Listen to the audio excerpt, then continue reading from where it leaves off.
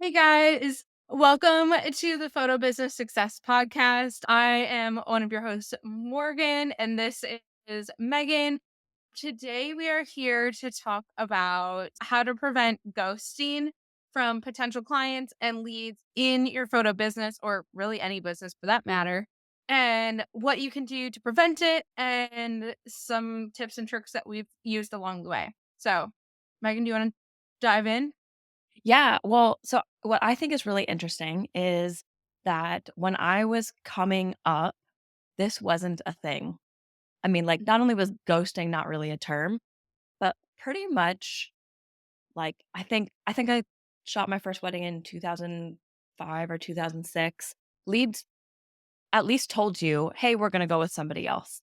Right. And it's so fascinating to see how I'm just like so old that over the last 19 years, that has significantly and dramatically changed. Nowadays, people just do not feel any kind of obligation. And I don't know about you, Morgan, but like I can identify with this as well. Like there's a company that I want to do business with, and we had like an initial conversation and they gave me kind of Mhm. like a list of things to do.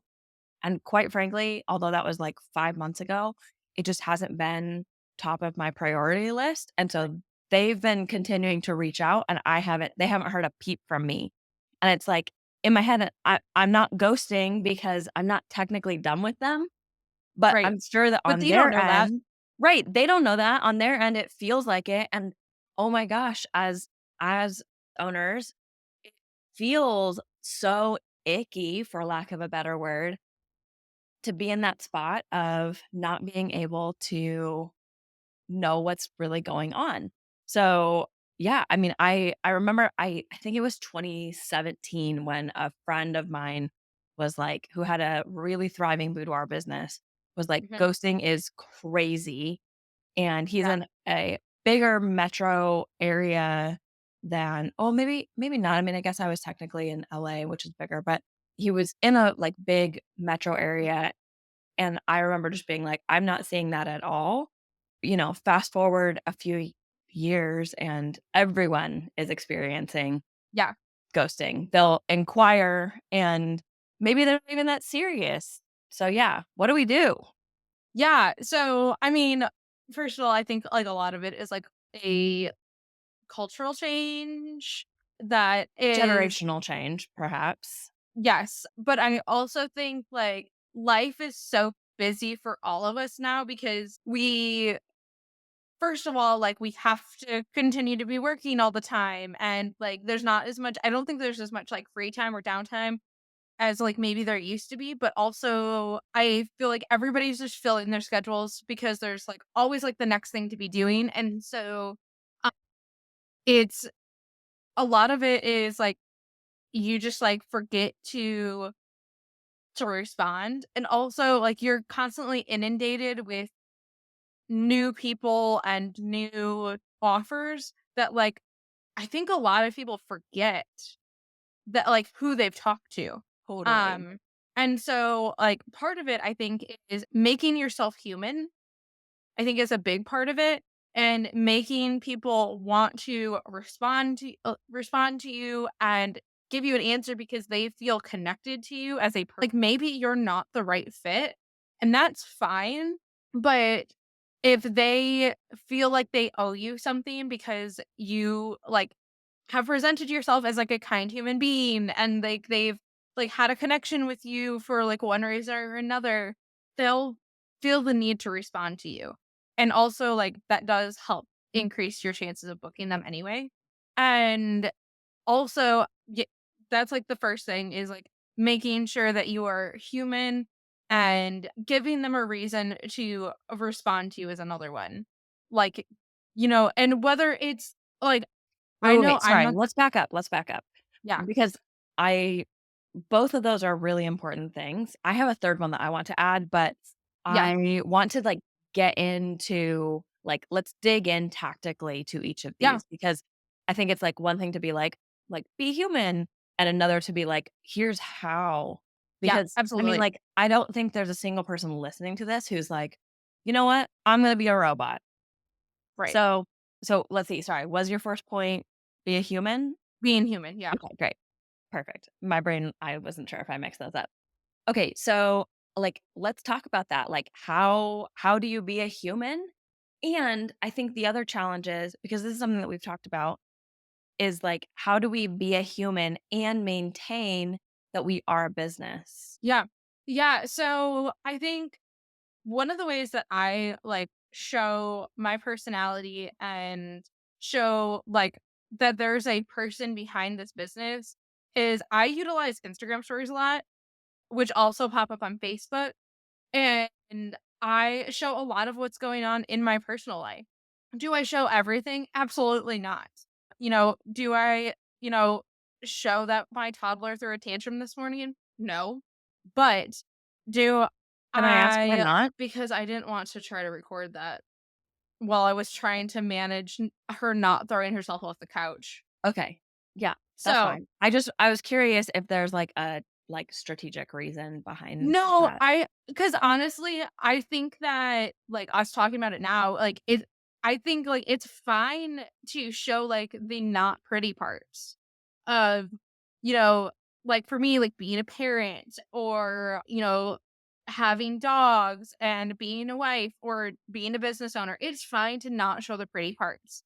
And, like, I definitely do show that too, but I don't wanna dwell on that either. I just want people to realize, like, "Hey, I'm in the same boat as you. This isn't like, it's not picture perfect over here." And so I do it in a way that's strategic of, like, "Yeah, we're having a day over here. So if you don't hear from me, sorry." Or, you know, it you know, I one of the things I do too is a lot of times I will show, like, "Hey, I'm at the gym."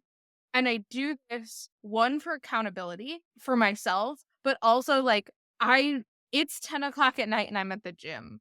Like, just so you guys know, like, life isn't all, like, rainbows and sunshine over here. It's, like, it may mean, like, I don't get to the gym until 10 o'clock at night because I've been editing a session or I've been working on marketing, and that's fine.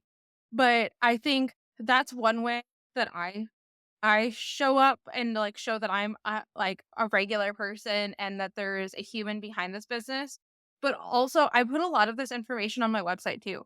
I don't shy away from who I am as a person on my website, and I'm pretty proud of that because I say actually, I don't think I've updated it since I've had Cam, my bio on my website, so that's one thing I need to do, but, like, I talk about my dogs, I talk about my obsession with Mexican food, I talk about how I eat too much ice cream, like, things like that, and then also, like, I tell my story about what it was like for me planning my wedding and how I didn't know what I was doing, and I think that is a good way to show up and let people know that there is a human behind this business. I know you also mentioned, like, how do we, like, maintain that we're still a business? I think maintaining boundaries is really, really important while, like, still being human. Don't respond to messages after 5 p.m.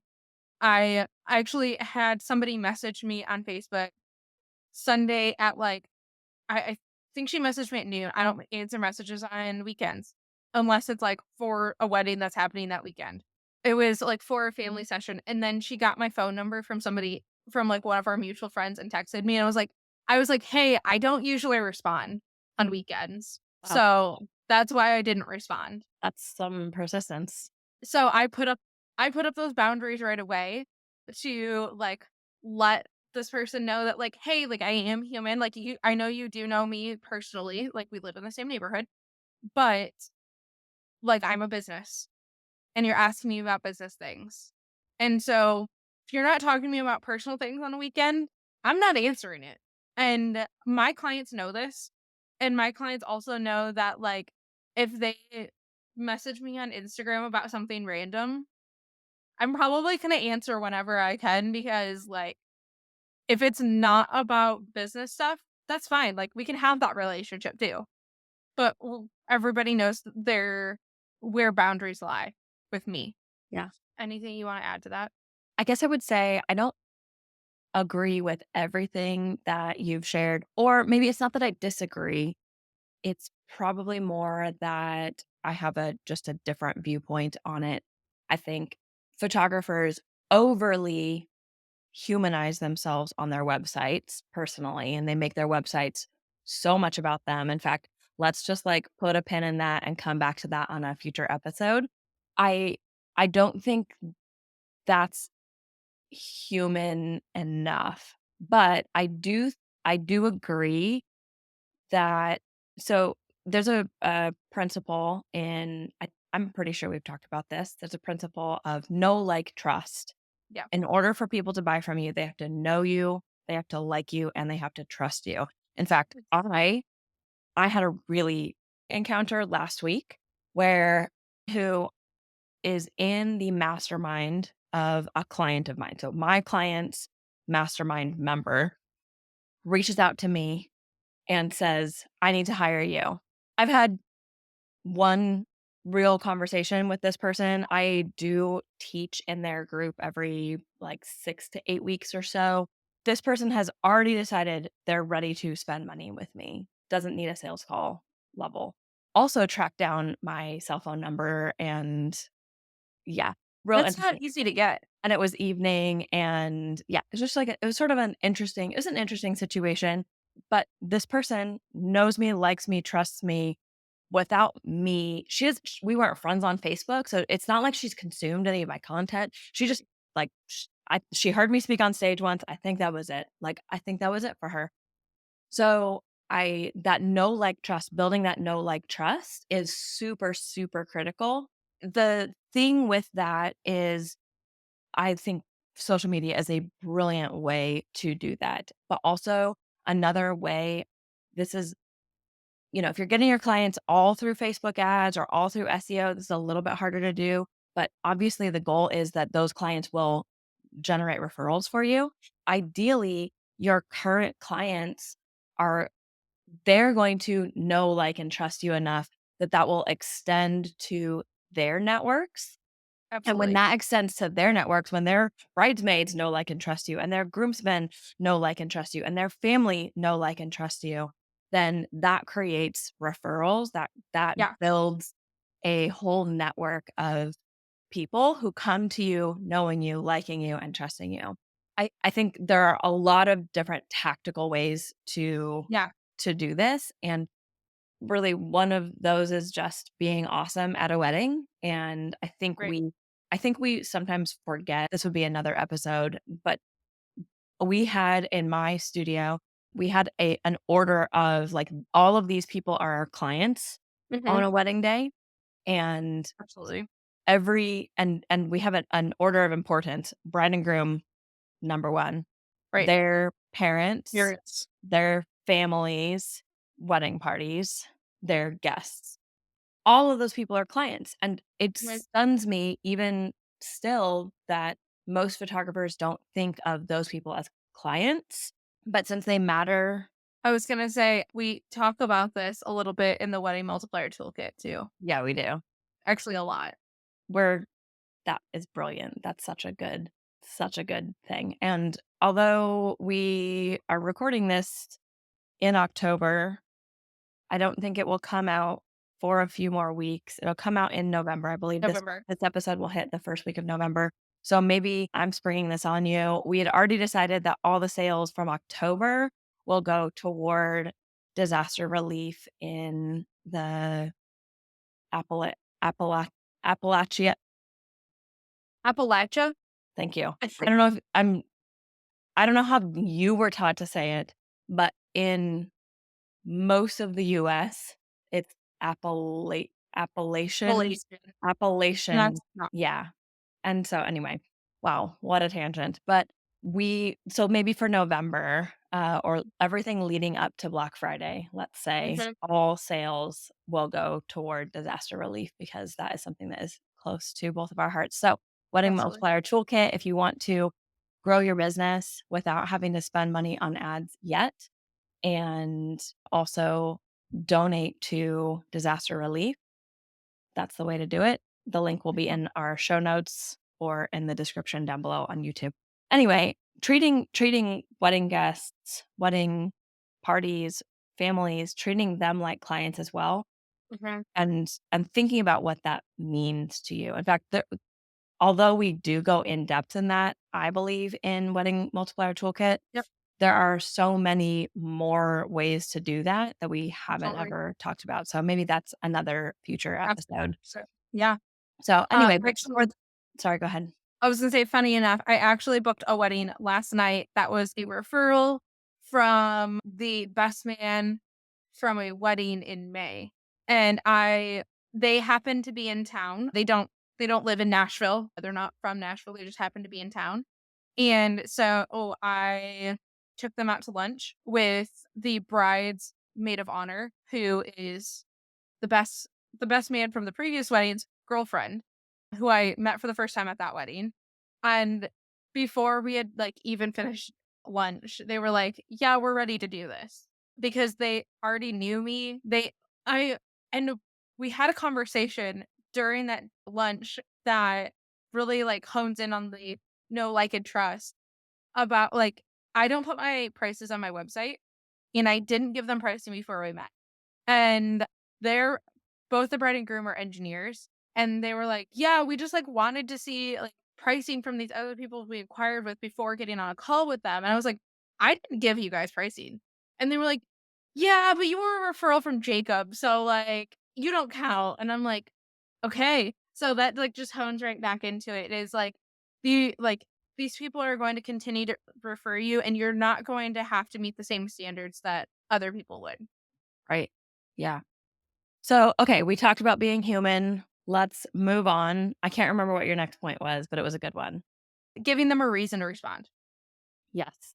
Yeah, think so I always ask questions when I send them an email, like, if it comes in through an email inquiry, I always give them a question that they have to respond to, and I'll get into later about, like, how I reach out to people via email, and then when we reach out to people via text, the second text that goes through, which is, like, the first one is like, "Hey, like, thanks for reaching out." The second one is, you've given us this information." Like, say it's like, they gave us the city for the venue, but they didn't give us the new name. I ask about the venue. I'm like, "Okay, so, like, what venue are you looking at?" Or if they give us the venue, I, like, send a link. I'm like, "Hey, is this the correct venue? Just wanna make sure." And it always gives them a reason to respond. So I don't like, I'm not, like, begging for them to get back to me. They're just automatically gonna do it because, like, most people want to answer the questions that you have. So that's a really, really big one for us that has helped us dramatically. So, do you wanna add more? Well, I think you had a great story about this specifically from our mutual friend and photographer, Sarah. Do I? Oh, You yes. Yes, yes, yes, yes, yes. Okay, sorry. I was going to make that as another point, but that's fine. It kind of goes in with it. One thing that our friend Sarah does that works really well to get people to respond is she sends, like, a $5 Starbucks gift card, and you can send it through a text, super easy. Actually, Megan and I both got a text with the Starbucks gift card last week, and it works really well to get people to respond because they feel like they have to. They feel like they owe you something now because you gave them something. And this, like, is not anything crazy. It's just a $5 gift card. Obviously, if you're getting 100 inquiries a week, don't send it to everybody. But if you're getting email inquiries, this is a great way to get them on, like, on a call right away. And it makes them feel like they owe you something, even though it's only $5. So, yeah, when I think she had told me that she does that before, but I'd forgotten until you said it, and I think that is a great reason, is to essentially engineer an opportunity where they kind of have to respond to you. yeah. So, yeah, so I think that's a really it's a great example, And and it's better than, like, a lot of times photographers will send, like, free resources, and, like, the thing is, brides and grooms can get those resources anywhere. It's not hard to come by, And is it helpful? Yes. But do they feel obligated to respond to you? No. If you guys haven't read the book Giftology, highly recommend it. It definitely helps you like rewire your brain as to like for like client gifts and things like that too. So highly recommend it. Actually, our friend knows the guy who wrote Like it. Heather? Heather, yeah. Okay, that's so funny because she gifted me the book. Okay. Yeah. Yeah. Oh, Yeah, so highly recommend reading that. And we'll link it in the show notes or put it in the show notes so you guys remember that. And but that's a great way to like rewire your brain to get people to remember you consistently. So yeah, just wanted to throw that in there too. yeah. Anything else? Any other tips Yeah. on ghosting?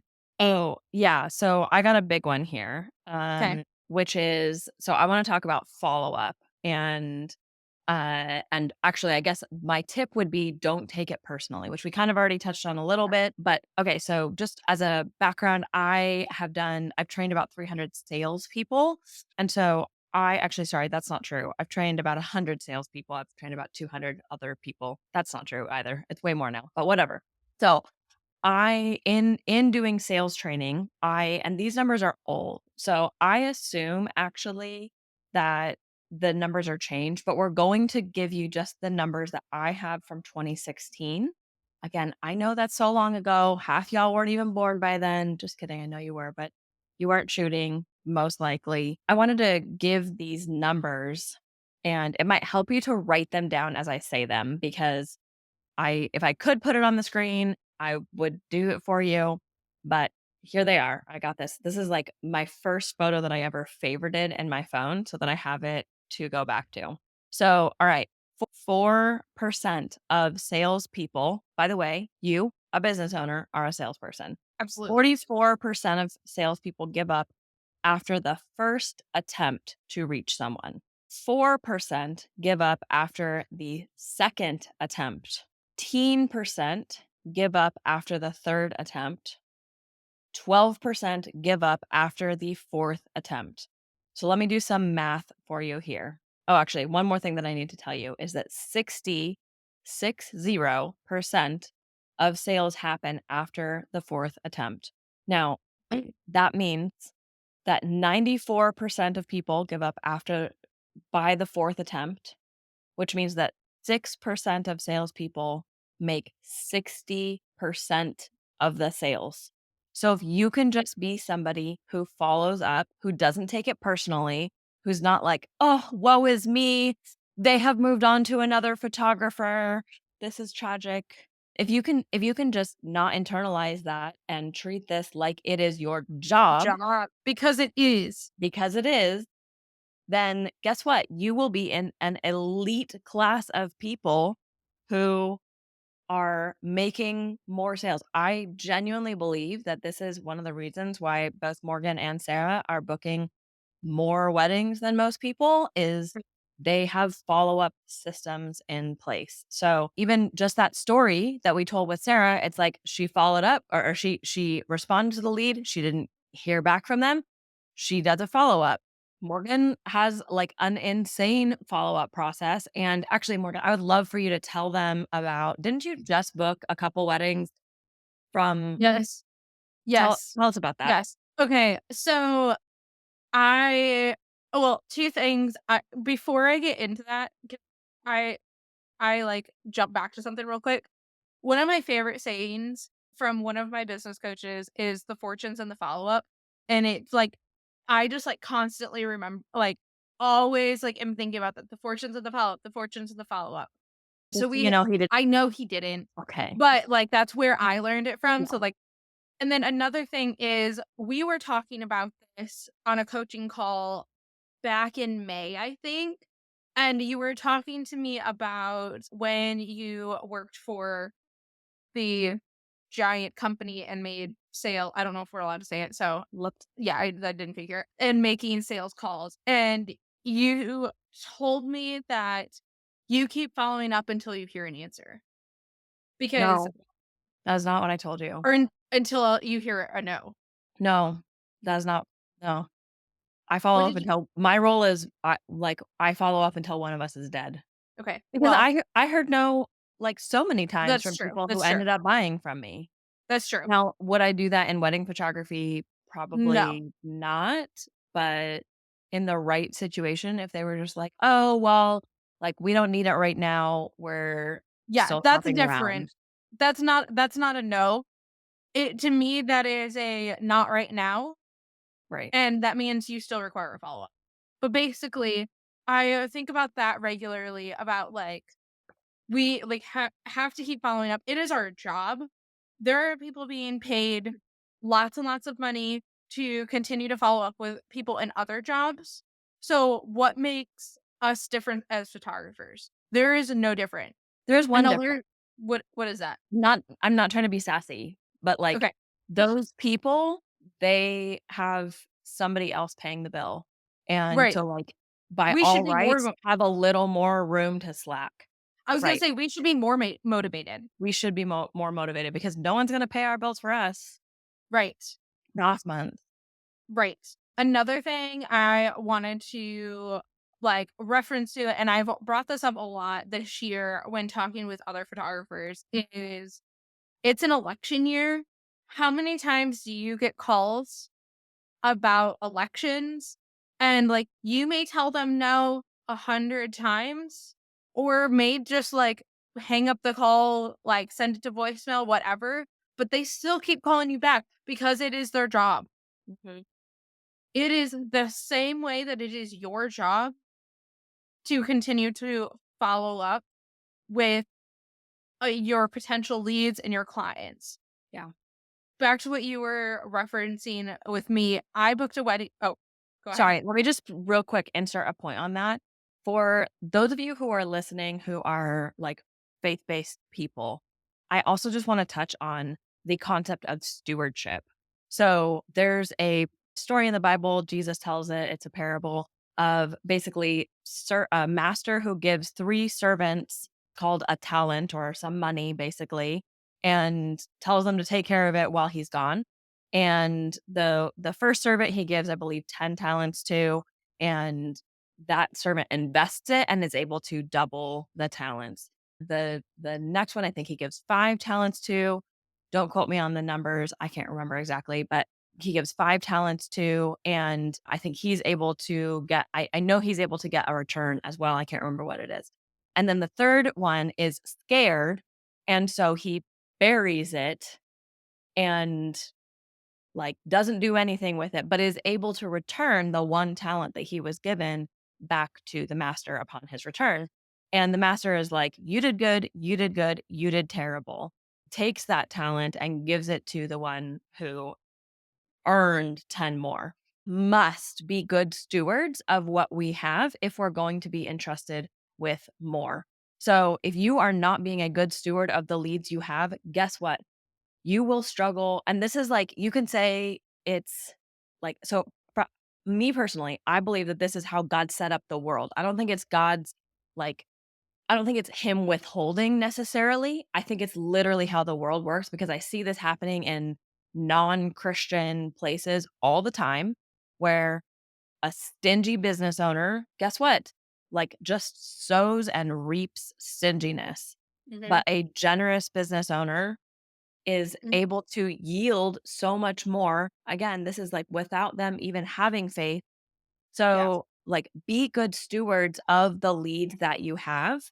yeah. Treat every lead like, and Morgan and I have talked about this a little bit, is like if you could never get another lead again through ads or through whatever, like if it was like only through referral, how would you treat people differently? If these were all the leads that you ever had in your life, how much differently would you work them?